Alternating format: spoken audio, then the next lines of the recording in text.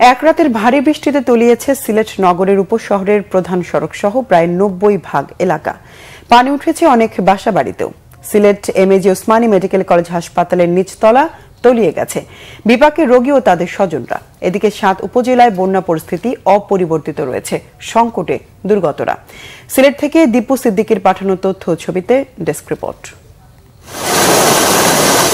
রবিবার মধ্যরাত থেকে সোমবার সকাল পর্যন্ত টানা বৃষ্টিতে জলাবদ্ধতা তৈরি হয়েছে সিলেট নগরীর নিচু এলাকায়।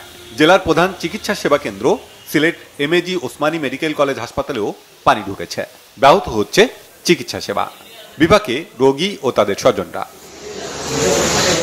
নদ নদীর পানি কমছে ধীর গতিতে।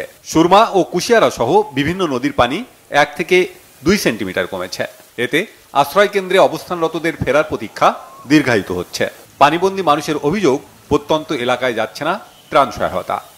পানির অবস্থা তো গরখান্দা তাই হয়েছে, পানি তো আমরা ওলা বই রয়েছি, আল্লাহ আল্লাহ করে আর এখন বর্তমানে কিছু একটা রোদ উঠছে, জানে একটা শান্তি আইছে। আমার অনেক বাড়িঘর বুড়াই গেছে, প্রচুর বাড়িঘর বুড়াই গেছে।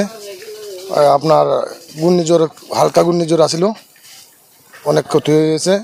অন্য কোনো নেতা কর্মী এই গ্রামও আসেও নাই, দেখেও নাই।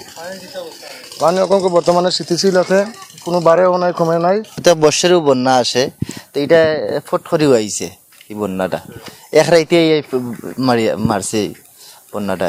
যারা কিছু উপরে দিয়ে আছে এরা বাওরা আছে, আমার দিকে যারা আছে এরা তো ডুবিয়া গেছে। পানি উপরে আর খিলা চলি আর তো আল্লাহ আল্লাহ ভরসা। বন্যার্তদের মাঝে ত্রাণ বিতরণ করছে উপজেলা প্রশাসন, যদিও প্রয়োজনের তুলনায় তা অনেক কম। শুকনো খাবার দেওয়া হয়েছে অনেক জায়গায়, আর ত্রাণ হিসেবে আপনার চাল দেওয়া হচ্ছে। আমাদের কাছে যথেষ্ট খাদ্য মজুদ আছে।